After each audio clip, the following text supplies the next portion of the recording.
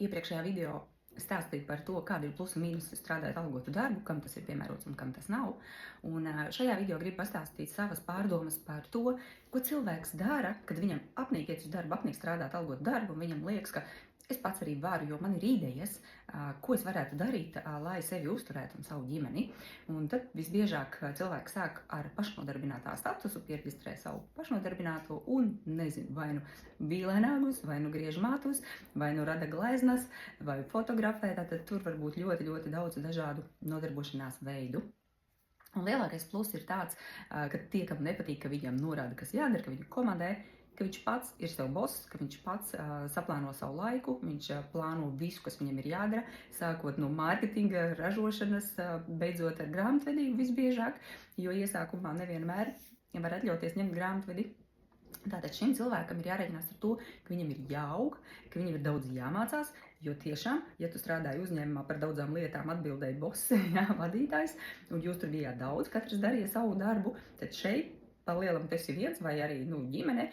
mazais ģimenes uzņēmums, tas var būt arī. Un tomēr tev ir ļoti, ļoti jārēķinās ar to, ka daudz pašam būs jaunas lietas jāapgūst un jāmācās. Nevar aiziet atvaļinājumā, viens no mīnusiem, jo, ja tu aiziet atvaļinājumā, kur paliek tavi klienti, piemēram, ja tu strādā skaistums kopšanā, tad pēc tam ir ļoti daudz darba varbūt, vai pirms tam, lai tu varētu atļauties šo atvaļinājumu, jo neviens tev to neapmaksā, tāpat kā sociālo garantiju nav, viss ir atkarīgs tikai un vienīgi no paša. Bet, ja tev patīk šī nodarbošanās, tad tu to neizjūti kā darbu, tu izjūti kā piepildījumu un varbūt pat aizmirsti, ka ir jāpēd pusdienas, jo tu dari tik tiešām realizē savas sapņus, realizē savu esību. Tā kā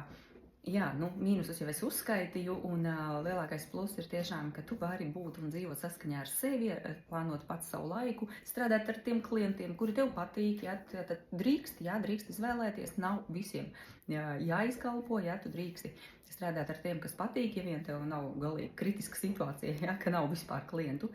Tā kā, šis der tiem cilvēkiem, kuriem nepatīk, ka viņiem norāda, kas jādara, un kuriem ir savas idejas, vai arī, ja nav, tad es novēlu tās atrast, lai būtu, jo dzīvot ilgi diskomfortā nav pavisam labi, mēs zinām, tad piezogas dažādas veselības problēmas.